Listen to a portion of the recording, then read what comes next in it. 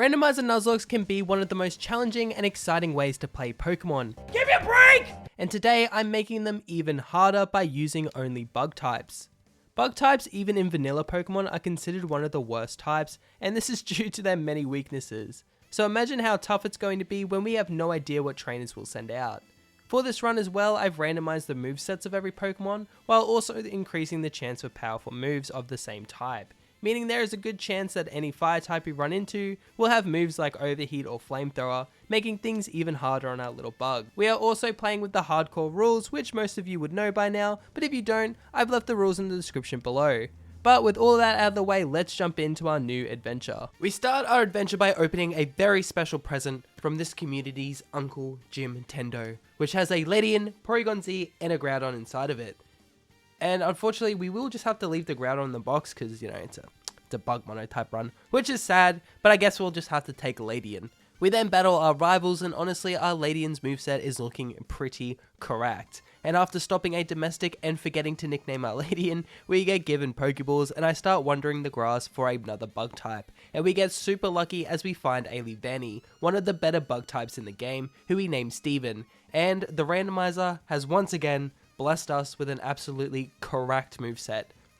Thank you, Jim Tendo. Unfortunately though, even with these insane movesets, our first real battle is an absolute toughie, as N sends out a Simisear, a very quick and very strong fire type. We do land a Sky Drop doing decent damage, but not enough to make me comfortable that this is a guaranteed win. We then dodge an Overheat, which thank God, because it probably would have just killed us, as we land a second Sky Drop, bringing Simisear into the yellow. We then get hit by a crit Fire Pledge, leaving Ladian on just 3 HP. Luckily though, we finished the Hell Monkey off with 1 more Night Days, but that could have been a very early wipe. Then on Route 2 we find and catch Mickey the Motham, and also on Route 2 we find a Choice Band, a super insane item which boosts the power of physical attacks, but does lock you into only one move.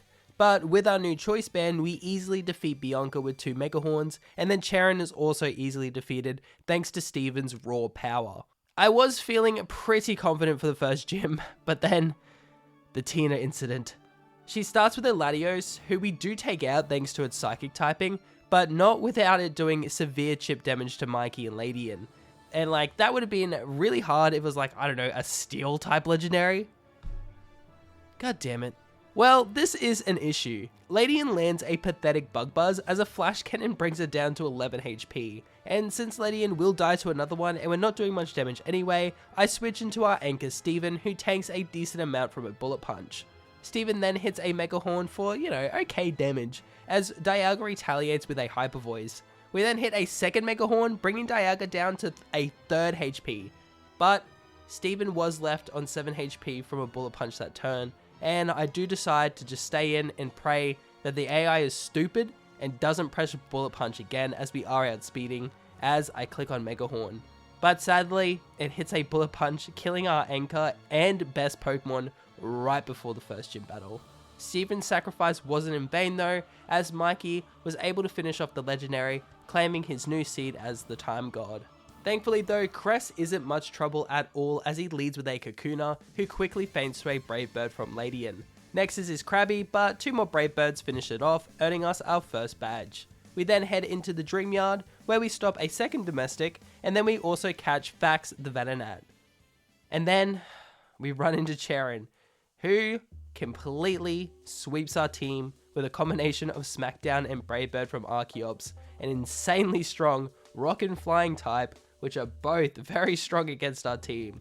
So with that, it's on to attempt 2. For attempt 2, I make 2 changes. 1, I randomized the abilities because I thought that would be more fun, and 2, I used a random Pokemon generator to pick a bug type starter, and it gave us a Selgor, a very frail but overall great Pokemon. And once again, I have been blessed with an insane moveset, the main one being Tail Glow. Allow me to read from the Great Garden of Bulbapedia. Tail Glow, or in Japanese, Firefly Light, is a non-damaging bug type move introduced in Gen 3. When used, Tail Glow increases the user's special attack by 3 stages, which obviously has great synergy with our starter's stats, with a 100 base special attack and like 145 speed. We smash our rivals into the ground, and we name a Selgor Ladian after our late starter. Oh, that's awkward. We catch Ladybug, who we named Steven, and thankfully this time Tia didn't have Godge just casually laying in her pocket, so we make it to Chili with no problems. Chili leads with Fungus, who Ladian is barely not able to take out with a Bug Buzz. Thankfully though, he's in potion range here, allowing us to freely set up a Tail Glow, which allows Bug Buzz to finish off the sussy little mushroom. Chili then sends in Staravia, which would be terrifying if I wasn't at +3 special attack, as one Uproar one-shots it, earning us our first badge. We then find a Venonat in the Dream Yard, who we name Fax again, and then we avenge our last run by destroying Charon. We then catch a Beedrill, who has the ability Filter, which reduces the damage taken from super effective moves, which surely won't bait me into thinking I could tank an attack.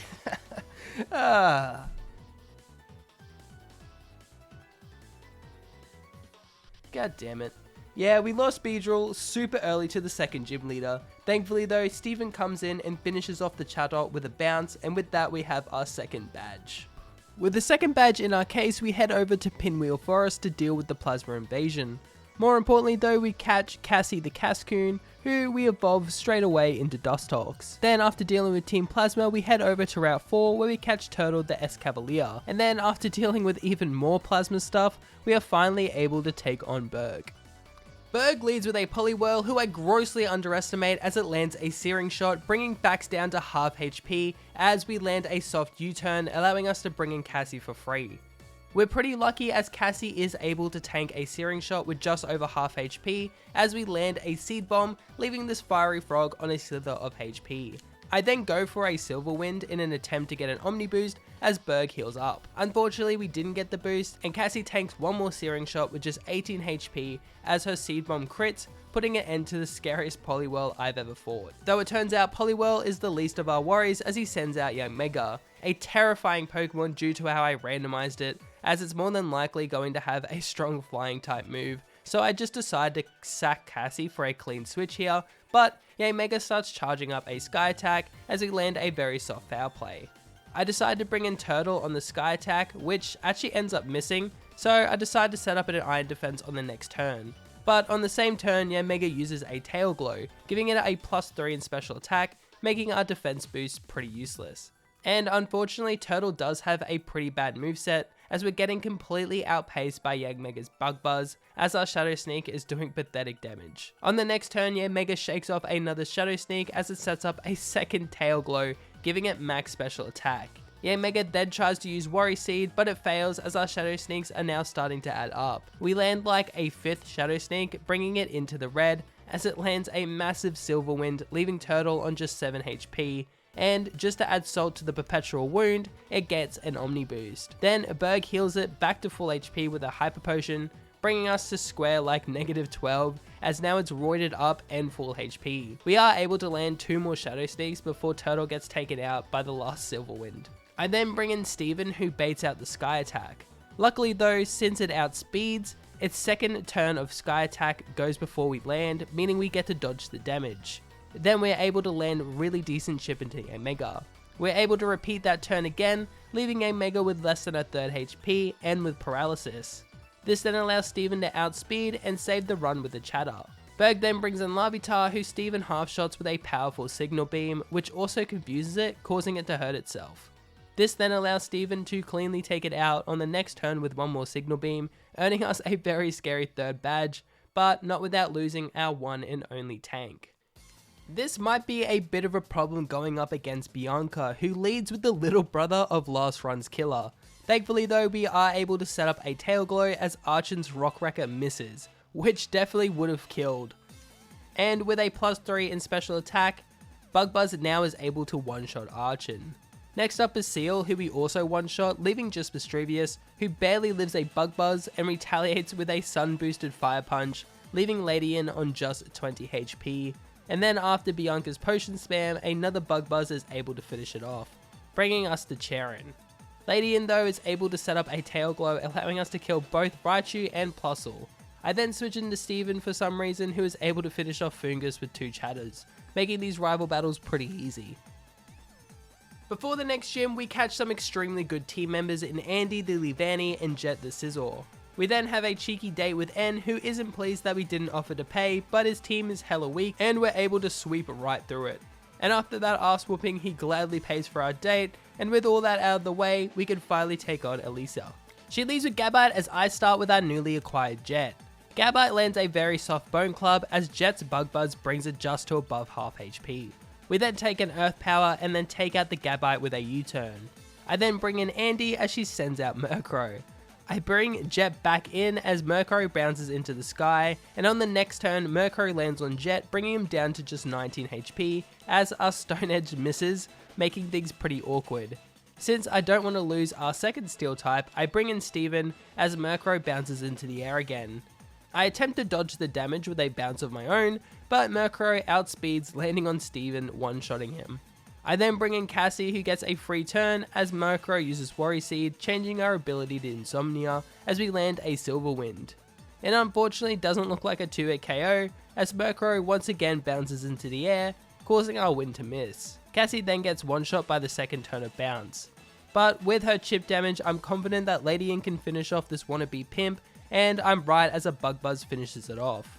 Last up is her Steelix, who takes decent damage from a Bug Buzz, even though he resists it as he lands a soft Bulldoze. I then go for a risky play by setting up a Tail Glow as Steelix lands another Bulldoze. But even at -2 speed, I'm pretty confident that we can still outpace the Steelix, and luckily I'm right as we outspeed and take Steelix out with a destructive Bug Buzz, beating Elisa and earning us our 4th badge.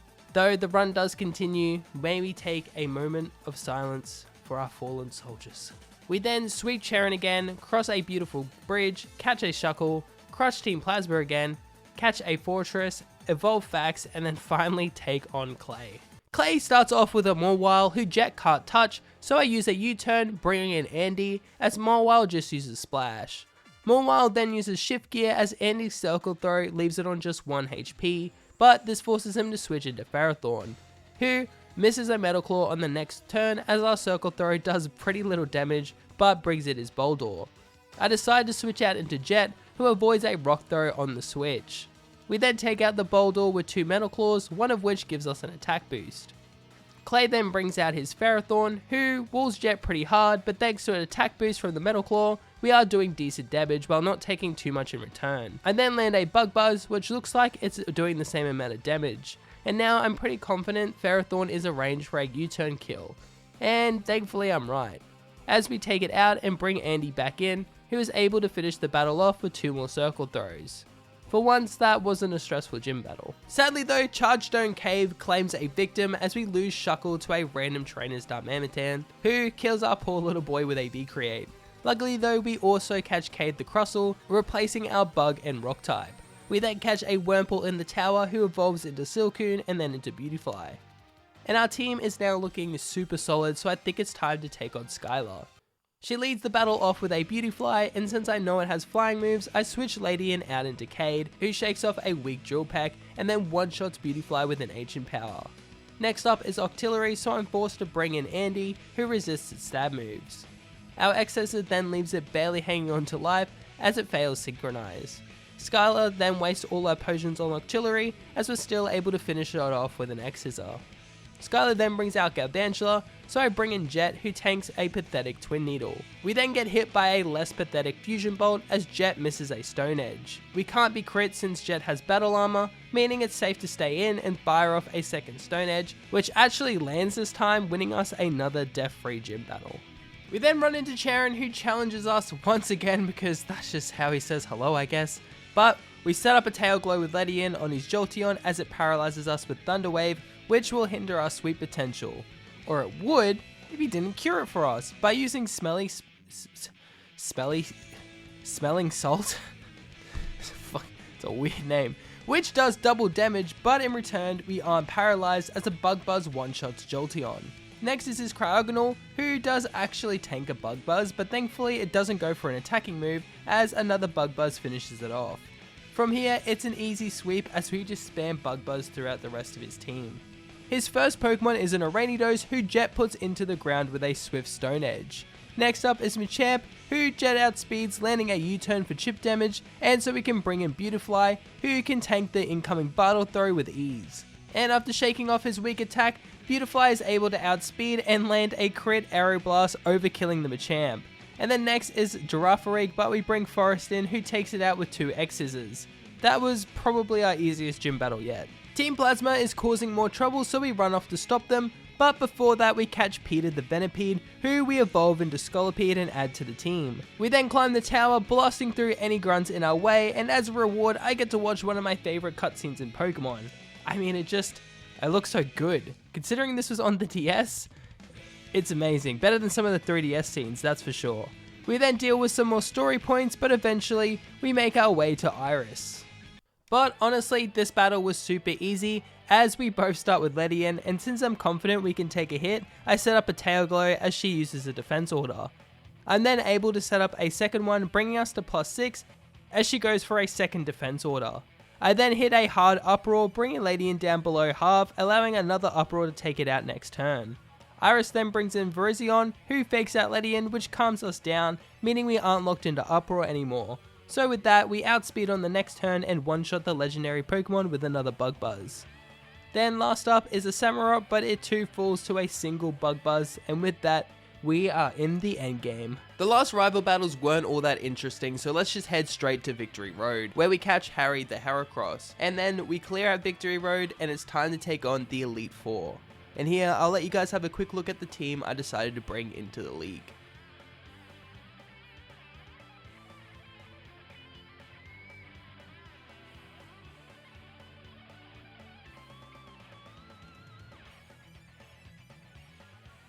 With our team assembled, it's time to take on Chantel. She leads with Pinsir as we lead with Jet, who puts this mutated Stag Beetle into the ground with a Stone Edge. Next up is a Hitmonchan, who sets up a Sharpen, increasing his attack stat, as Jet lands a U-turn, bringing in Nathan the Butterfree, who easily takes out the Hitmonchan with a Choice Spec Psychic. She then sends out a second Hitmonchan, but it suffers the same fate. And then last up is Victory Bell, but it too falls victim to Nathan and his jazzy glasses.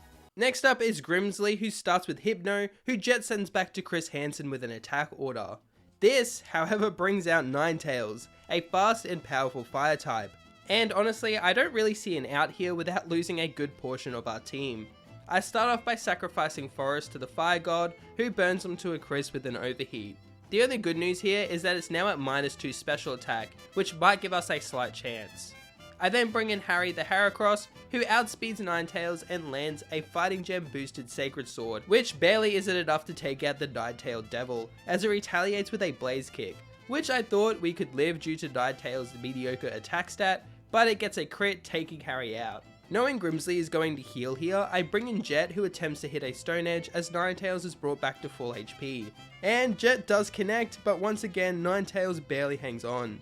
Forgetting that he has a second full restore, I switch it to Peter as Ninetales is brought back to full HP. Peter does outspeed on the next turn though and lands a hard Poison Jab, but the Fox retaliates with a Blue Flare, one-shotting Peter even through the special attack drop. I then bring in Nathan, who finally takes out Ninetales with an Air Slash, bringing an end to the slaughter. It's not over yet though, as he then brings out an Electrode, who hits Jet with a powerful Thunder on the switch, which ends up paralyzing him. Grimsley then lands a second Thunder, leaving Jet on just 18 HP, as we land a U-turn, bringing it into the yellow.